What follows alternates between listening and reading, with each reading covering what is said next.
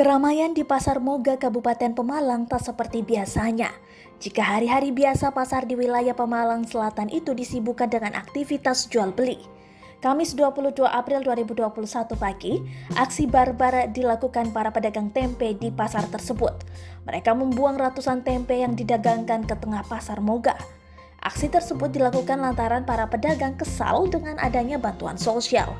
Adanya bantuan sosial berupa bahan makanan yang diberikan ke masyarakat membuat dagangan mereka tak laku. Kekesalan mereka dirasa para pedagang sejak awal pandemi COVID-19. Bahkan menurut Rohila, satu di antara pedagang tempe, saat bantuan turun, para pedagang merugi Rp500.000 setiap hari selama hampir sepekan. Kami selalu rugi kalau bantuan turun, kesal kami kondisinya seperti itu terus, katanya usai membuang ratusan tempe bersama pedagang lainnya. Mata wanita asli Kecamatan Moga Pemalang itu juga berkaca-kaca karena kerugian yang selalu ia alami. Sementara itu, Ikmaluddin, pedagang tempe lainnya, menjelaskan setiap kali bantuan disalurkan dagangan ratusan tempe tak terjual dan busuk.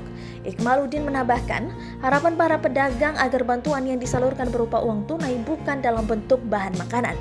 Biar sama-sama merasakan, kami tidak dibantu tidak apa-apa. Namun kalau bantuan sosial ke masyarakat berupa uang, tentunya dagangan kami juga ikut terbeli, tambahnya.